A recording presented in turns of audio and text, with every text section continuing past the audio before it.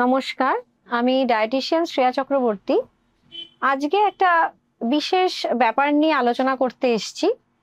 অবশ্যই এটা একটা চিন্তার বিষয় হয়ে ওঠে মায়েদের। কারণ যখন কৃমি হয় বিশেষভাবে বাচ্চাদের, তখন তারা ভেবে উঠতে পারে না যে কিভাবে তাদের এই কৃমিটাকে প্রতিরোধ করবে। তো আ একটা তো হয় যে কৃমি হলে একটা অখিদে বাচ্চাদের, যেটা ফার্স্টেই মায়েদের খুব একটা চিন্তার বিষয় হয়ে যায়। এবার দেখা যায় যে অনেক সময় আ পেট ব্যথাও হতে পারে, বমি হতে পারে। আর অবশ্যই যেটা হয় খুব চিন্তার বিষয়, যেটা হচ্ছে ওয়েট লস। মানে অনেক সময় দেখা যায় যে ওজন কমে যেতে থাকে। তো সেটাও কিন্তু একটা মার্কারও বলা হয় যে এটা বিষয় যে হঠাৎ করে একটা ওয়েট লস। তো সেটা কিন্তু অবশ্যই কৃমি ধরা হয় বাচ্চাদের ১ম ক্ষেত্রে।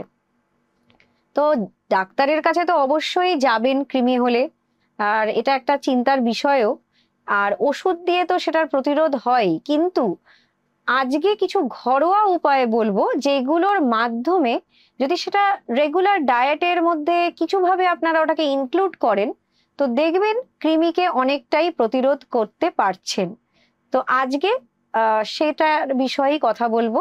এমন কিছু খাবার দেখবেন রোজ বাড়িতেই আপনাদের আছে, কিন্তু সেটা আপনারা জানতেনই না যে সেটা কৃমি কিভাবে সুন্দরভাবে প্রতিরোধ করতে পারে। তো চলুন আজকে তাহলে এই ১১টা খাবার কি আছে যেটা আপনাদের বাড়িতেই থাকে, যেটা সুন্দরভাবে কৃমিকে প্রতিরোধ করতে পারে। তো ফার্স্টেই বলবো লবঙ্গ। এই লবঙ্গকে দেখা গেছে এই কৃমি জাতীয় যে বিভিন্ন টেপ ওয়ার্মই বলুন কি রাউন্ড ওয়ার্মই বলুন, তো এইগুলোকে, এদের লার্ভাকে, এদের এগকে সুন্দরভাবে শরীর থেকে মুছে দিতে পারে।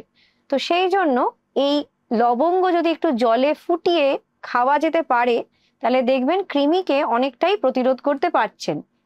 ইভেন বড়দেরও কিন্তু এই সাথে সাথে যখন বাচ্চাদেরও এই মেডিকেশন গুলো চলছে ঘরে, তখন বড়রাও এটা করবেন, কারণ পুরো ফ্যামিলিকেই বলে যে এই প্যারাসাইট মুক্ত করতে হয় এই সময়টা।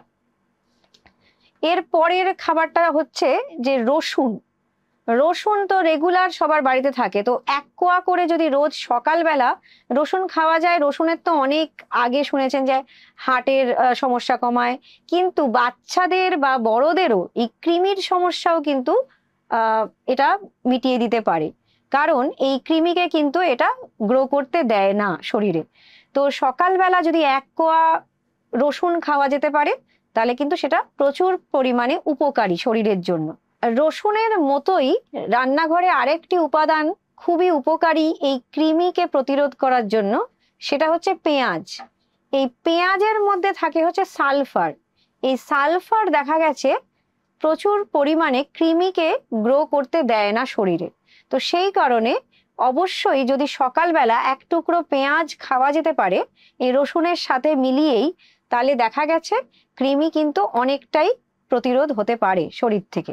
আদারও কিন্তু একটা খুব বড় রোল আছে কৃমিকে গ্রো করতে না দেওয়া শরীরে।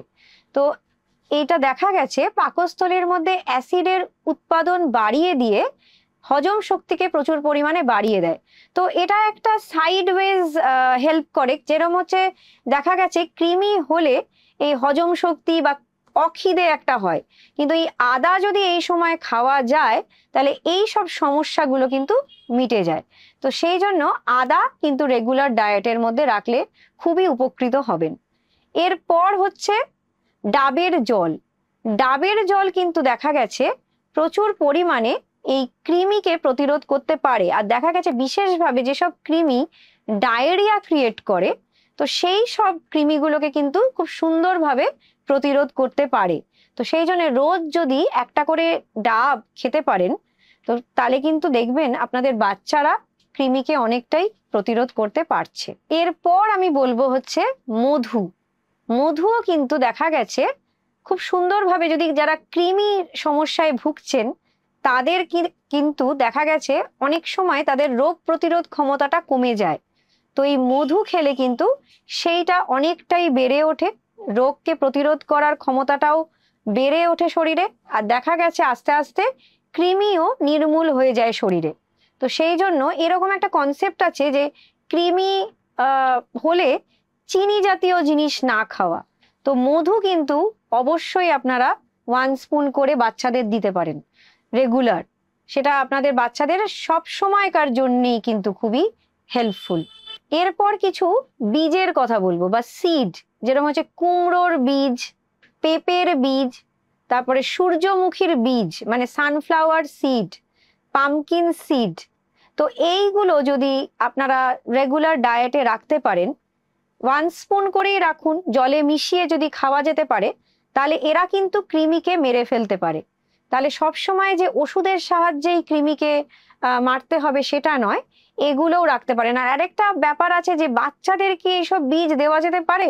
হ্যাঁ, অনেকটা করে তারা খাবে না, কিন্তু বা খুব নুনযুক্ত বা চিনিযুক্ত খাবে না, কিন্তু যদি 1 স্পুন বা হাফ স্পুন করে যদি তারা খেতে পারে, তাহলে এটা না খাওয়ার কোনো ব্যাপার না। বা আপনারা যদি রুটি বানাচ্ছেন তার উপর একটু ফেলে দেন, বা অনেক সময় প্যানকেক বানানো হয় বাচ্চাদের জন্য, তার মধ্যে যদি এই সিডগুলো একটু ফেলে দিয়ে সেই জিনিসটা বানানো যায়, তাহলে তারা খেয়েও নেবে, তারা কোনো মানে গাইগুই বা রাগারাগিও হবে না। তো সেই জন্য আপনারা দেখবেন খুব ইজিলি তারা এই বীজগুলো খেয়েও নিচ্ছে, খাবারটাও খেয়ে নিচ্ছে, এটা টেস্টি হচ্ছে প্লাস পুষ্টিকর হচ্ছে। আর যদি যারা কৃমির সমস্যায় ভুগছেন, তাদের কৃমিটাও মিটে যাচ্ছে শরীর থেকে।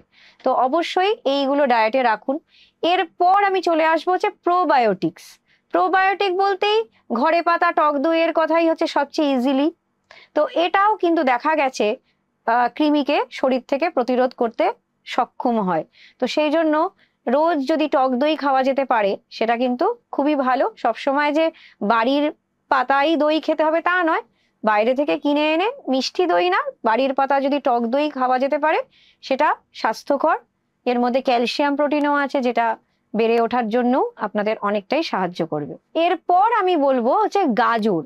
হ্যাঁ, গাজর হয়তো ডিরেক্টলি কৃমিকে প্রতিরোধ করছে না, কিন্তু দেখা গেছে যদি শরীরে ভিটামিন এ বা বিটা ক্যারোটিন যদি কমে যায়, তখন কৃমি কিন্তু খুব ইজিলি তাদের বংশবৃদ্ধি করতে পারে শরীরে, আর তখনই দেখা যায় নানাবিধ সমস্যা শরীরে।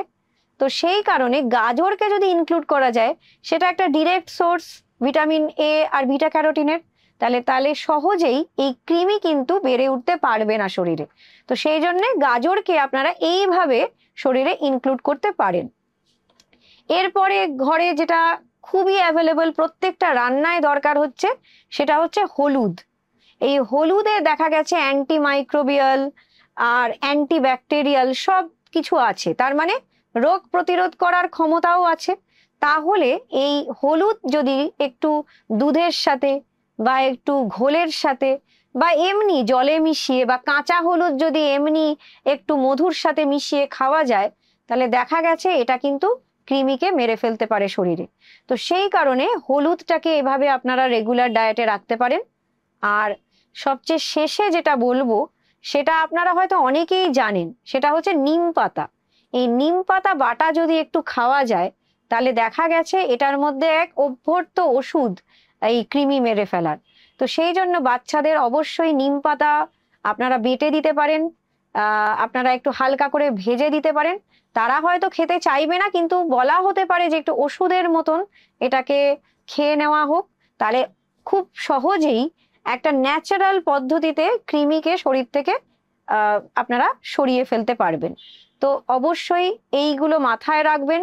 এখন থেকে যারা কৃমির সমস্যায় ভুগছেন বা কৃমিকে প্রতিরোধ করতে চান, তো তাহলে এই ডায়েটে রাখুন। আর খুব বেশি সমস্যা হয়ে গেলে তখন তো ডক্টরের কাছে অবশ্যই যেতে হবে, কিন্তু আমি আশা করছি যে এইগুলোর মাধ্যমে আপনারা কৃমিকে প্রতিরোধ করতে পারবেন শরীরে। এছাড়াও আরেকটা জিনিস আমি অবশ্যই মনে করিয়ে দিতে চাই, অবশ্যই মায়েরা হয়তো এগুলো সবটাই করেন, কিন্তু আরেকবার মাথায় ঢুকিয়ে দিতে চাই, সেটা হচ্ছে এই কৃমি কি থেকে হয় সেটাও কিন্তু ভাবা উচিত। ফার্স্টেই হচ্ছে সবসময় যখন বাচ্চাদের খাওয়াতে যাচ্ছেন বা বাচ্চারা নিজেরাও খাচ্ছে, তখন অবশ্যই হাত ধুয়ে তারপরেই খাওয়া উচিত। আর হাত ধুয়ে আপনারা যে টাওয়ালটাতে হাত মুছছেন, সেটাও যেন একটা ক্লিন টাওয়াল হয়। আর অবশ্যই রেস্টুরেন্টের খাওয়া দাওয়াগুলোকে কম করে দেওয়া, কারণ তারা ঠিক হাইজিন মেনটেন করে রান্না করছে কিনা এটা জানা নেই। অবশ্যই বাড়িতেও ফল কেটে রেখে খোলা রাখা, বা সেটাকে ভালো করে ধোয়া, শাকসবজিগুলোকে ভালো করে ধুয়ে বা গরম জলে একটু ফুটিয়ে নিয়ে যদি খাওয়ানো যায় তাহলে সেটা অনেকটাই স্বাস্থ্যকর। আর বাইরের আনহাইজিনিক খাবার দাবার না খাওয়া, কাঁচা মাংস বা খুব বেশি মানে ভালো করে সেদ্ধ হয়নি সেই রকম মাংস না খাওয়া, তো এগুলো যদি আপনারা একটু মাথায় রাখতে পারেন তাহলে অবশ্যই কৃমিকে প্রতিরোধ করতে পারবেন। আজকে এইটুকুই রাখছি। নমস্কার।